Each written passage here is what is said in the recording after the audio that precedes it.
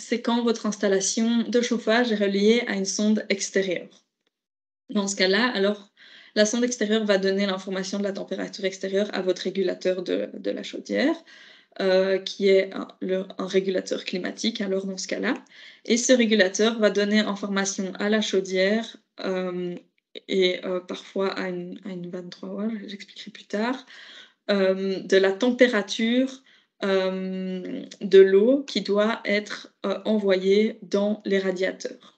Sous forme de schéma, on a donc la sonde extérieure qui donne la donnée de température extérieure.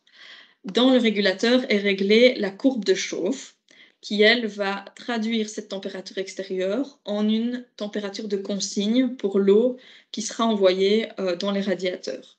Donc cette consigne, elle est envoyée soit à la chaudière, soit à une 23 voies. Les 23 voies, je m'adresse plutôt aux personnes qui ont des grandes installations de chauffage dans leur bâtiment. Et donc plusieurs circuits secondaires de distribution. Quand vous avez une 23 voies, c'est une vanne motorisée qui mélange en fait le retour de l'eau du circuit, donc de l'eau froide, et le départ du circuit de l'eau chaude. Alors une eau qui est à la température souhaitée, donc la température de consigne ici liée à la courbe de chauffe dans le circuit de distribution. Information de la température de l'eau qui est envoyée dans les radiateurs, c'est ça l'important. Qui, lui, conseille une pente de 1,4 pour les radiateurs et une pente de 0,7 pour le chauffage par le sol. Donc on peut voir que ce sont deux courbes très différentes.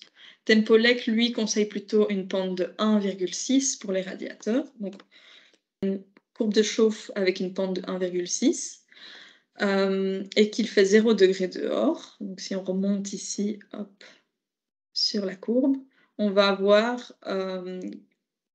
une eau dans les radiateurs qui est de 55 degrés.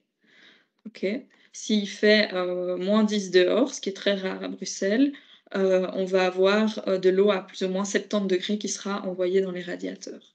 Pour du chauffage par le sol, on a un mode d'émission qui demande de l'eau beaucoup moins chaude et donc c'est pour ça qu'on a une pente beaucoup plus basse initialement. Alors, si vous avez des soucis de chauffe, ça, tous les professionnels connaissent bien ce réglage, qu'il y avait sur les chaudières aussi, ça existait, c'est toujours la même chose. Comment ça fonctionne? Ça fonctionne ici, vous avez la température de départ d'eau, qui peut monter jusqu'à 90, et là vous avez la température extérieure qui va en baissant. Donc il y a des pentes qui sont indiquées, donc soit dans les régulateurs on marque le numéro d'une pente, ou alors on donne 2 points et ça nous donne une pente, une courbe, une pente, voilà. La pente est élevée, quand on est ici elle est très élevée, on envoie une température d'eau très élevée dans le système, c'est surtout pour des radiateurs. Et plus elle est basse, la pente, moins on a beau baisser en température, la température d'eau s'élève beaucoup moins. Donc ça, le plancher chauffant, cette partie ici, ici sur des radiateurs basse température, et ça ici sur des radiateurs haute température. Donc pour un système de chauffage à une zone. Pour accéder à cette fonction, il faut éteindre la télécommande. Appuyez sur la touche Menu, puis à l'aide de la flèche Bas, sélectionnez la fonction Paramètres installateur. Zone de chauffage, il n'est pas nécessaire d'accéder aux paramètres système. Puis valider Chaud.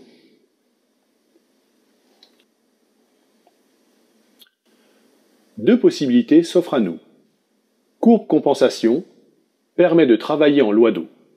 La température départ chauffage sera automatiquement calculée en fonction de la température extérieure.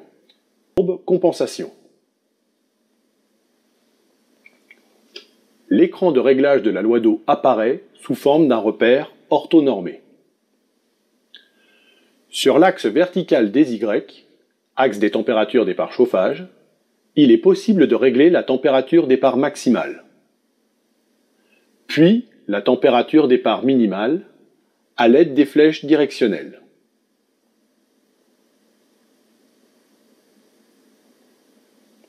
Sur l'axe horizontal des X, axe des températures extérieures, il est possible de régler la température extérieure minimale correspondant à la température départ maximale ainsi que la température extérieure maximale qui correspond à la température départ minimale.